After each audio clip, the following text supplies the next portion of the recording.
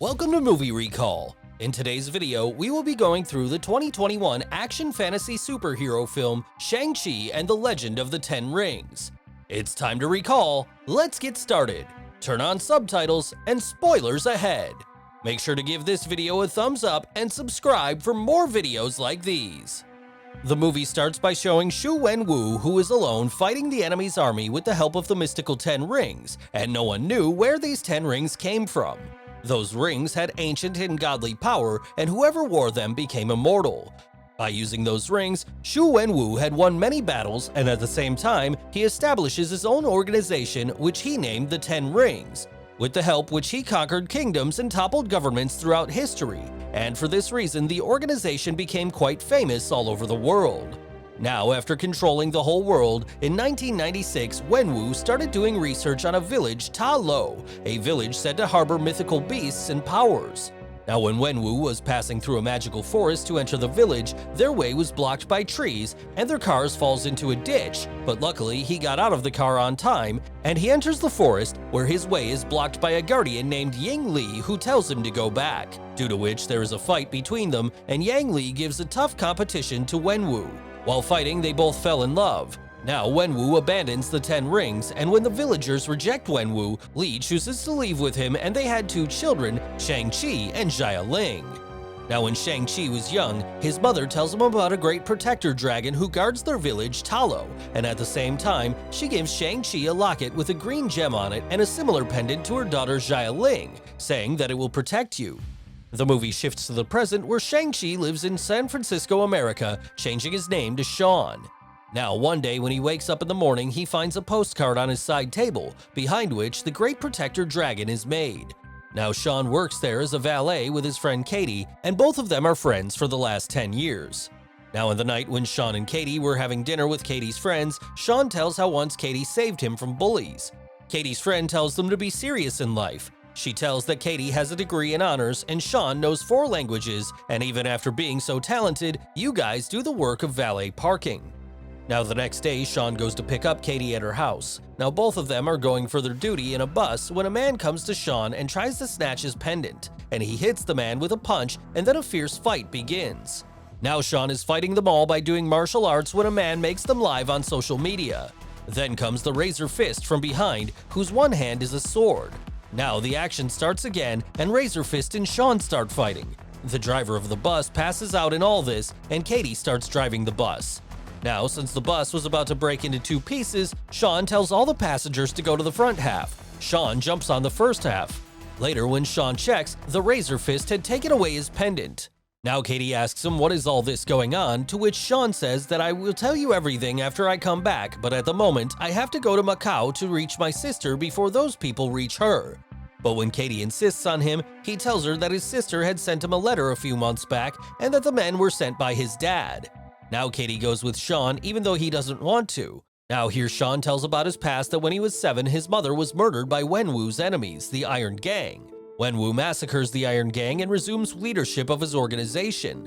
When Shang-Chi was 14, Wenwu sends him to assassinate the Iron Gang's leader, and after completing his mission he ran away from there. And then Sean reveals that his name is not Sean, but Shang-Chi.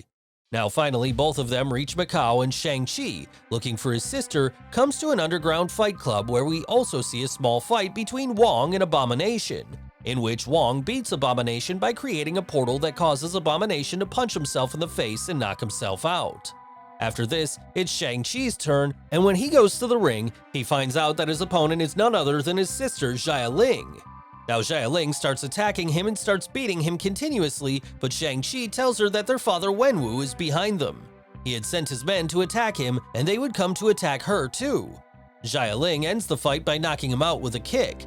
After the fight, when they were all talking, Xialing tells Katie that before Shang-Chi left, he told her that he will be back in 3 days, and after 3 days, Xialing went to their mother's shrine and waited for him. Then 3 days turn into weeks and weeks turn into months, and then to years. After 6 years, she realized that she doesn't need him anymore, and that is why she is so angry with him. Then she tells him that she doesn't need him now. Shang-Chi asks her that, then why did she send her the postcard, to which she tells him that she did not send any card, and suddenly they get attacked by 10 rings. Now, a very intense fight starts here, and during this, Katie falls down, but the Xialing saves her. Now Shang-Chi's fight is with the Death Dealer, and the Death Dealer is the one who trained Shang-Chi in martial arts in his childhood. Shang-Chi defeats him too, and was about to kill him, but just then, Wenwu stops him and captures them all, including the pendant, and takes them to the Ten Rings compound. Now Xialing tells Katie that she was never taken care of after her mother's death. She was not allowed to train with the boys, but she learned everything by herself. She ran away when she was 16 when she came to know that her brother would not come back.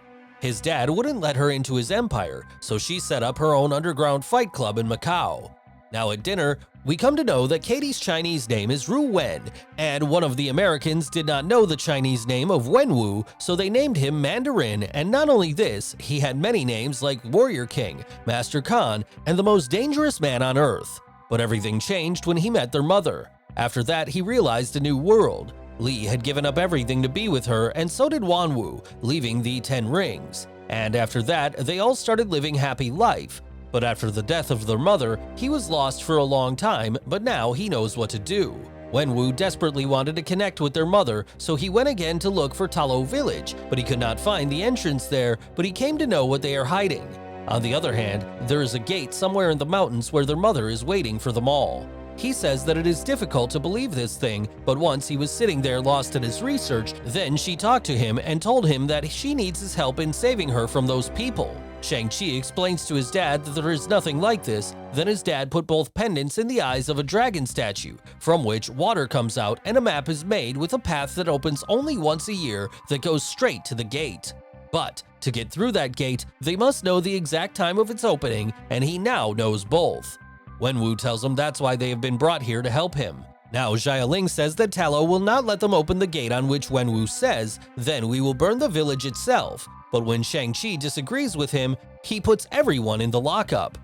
Now when they are all in lockup, they start hearing a strange scream, and when they follow that voice, they find a man named Trevor there, and this Trevor is the same man who played fake Mandarin in Iron Man 3. Now Trevor has a creature named Morris who recognizes Shang-Chi as he had grown up in Talo with his mother, but Wenwu picked him up one day from the magic forest when he went to find Talo's door. Now Morris wants Shang-Chi to take him back, to which Shang-Chi says that the way opens only once a year, but Trevor tells him that Morris can take them there now, but it can be dangerous. Now they all take Razor Fist's car and leave from there. When they are passing through the forest tries to eat them, but they come out from there somehow. Now a waterfall comes in front of them, through which they reach Taco Village, which is very beautiful. There they also see many Chine's mythical creatures. Now when they meet the people of Talo Village, they tell them to leave and were about to attack them, but then there comes Ying Nan, who is the sister of Shang-Chi's mother. She tells the people of the village that they are our people and will stay with us. Now she tells them that her people have been here for 4,000 years, protecting them and their world from the evil beyond that gate. Shang-Chi tells her that his dad is coming to open that gate as he feels that his wife is locked behind that gate. She then explains the history of Talo, that thousands of years ago, the village was attacked by the soul-consuming Dweller in Darkness and its minions, but was saved by a Chinese dragon called the Great Protector who helped seal the Dark Gate to the Dweller's world. According to Nan, the Dweller in Darkness has been influencing Wenwu to believe Li is still alive so that he will open the gate. She tells her that his father is not the first who is coming to open the gate, but for centuries, many people have failed trying like this. And one thing that was common in all was that they used to hear a voice and promise their greatest desire. Now the training of them all starts there. Shang-Chi asks Ying Nan that only his mother could defeat Wenwu, so teach me how she used to do it, and Ying Nan starts training him. Now finally, Wenwu comes to Talo with his army and fight starts. Now Shang-Chi goes to stop his dad, and his dad asks him, "Will you stop me alone?" Now Shang-Chi starts getting loaded on his dad, but then his dad hits him with a super punch. Shang-Chi falls into the water. Now Wenwu hears his wife's voice, so he goes to break the gate and starts hitting the gate, which cracks the gate and unleashes several soul-sucking demons. Now on the other hand, a fight is going on between the Ten Rings and Talo Village when Ying Nan sees the creature. Then Xialing tells Razor Fist that we have to fight this together, but Razor Fist says that we don't need anyone, and then that dragon attacks him and Razor Fist sees that his weapon is not affecting the creature. One of the demons kills the Death Dealer. The demons suck out more souls as fuel to release the Dweller. Then Ying Nan comes and kills it, and Razor Fist agrees to fight with them. Now many creatures start coming towards them, and they get ready to fight with them. Meanwhile, Shang-Chi, who is drowning in the water, hears his mother's voice, and then the Great Protector, who was in the water, comes out, taking Shang-Chi with him. Now, the Great War begins here, and Ying-Nan tells Shang-Chi that he has to stop his father. Now, Shang-Chi goes to stop his father, and they start fighting there. Shang-Chi was fighting his dad very well and was fighting just like his mother. Wenwu attacks from that ring, but Shang-Chi was now able to control the rings. Now finally that gate opens and the Dweller emerges from it, who first nabs the Wenwu, but before dying, he gave his rings to Shang-Chi. Now Xialing brings the Great Protector, on which Shang-Chi climbs up and they start moving towards the village. Dweller was about to attack the village when the Great Protector, with the help of water, stops him and Dweller starts getting weak due to lack of soul. But then Dweller's minions start bringing him souls, due to which power comes in and it comes out of the water. Now it attacks the Great Protector and starts sucking his soul, while Xialing is also held by the dragon and she tells Shang-Chi to leave him, but Shang-Chi says not again. Now the Kate shoots an arrow that hits the Dweller's neck and it lets go of the Great Protector. Now the Great Protector again entangles him in the water and Shang-Chi puts his rings inside the dragon. Now Shang-Chi makes his final attack and breaks the Dweller into pieces. The survivors honor their fallen warriors, including Shang-Chi honoring Wenwu. They light lanterns and send them off across the waters. Shang-Chi and Katie return home and recap their whole adventure to John and Sue, who both think the two are mocking them. Then Wong opens a portal into the bar in front of everyone to invite Shang-Chi and Katie along for another mission. The two waste no time and step through the portal. In the mid-credits scene, Shang-Chi and Katie meet Bruce Banner and Captain Marvel with Wong as they discuss when Shang-Chi used the 10 rings. It activated the beacon. Before they can continue to figure out what it means, Shang-Chi and Katie take Wong to the karaoke bar where they get drunk and sing Hotel California. In the post-credit scenes, Xialing now appears to be the new leader of the 10 rings, with Razor Fist now working under her as the surviving members are seen continuing their training while she makes new plans for the future. Thanks for watching. Please like and subscribe and click the bell icon to get new movie recaps.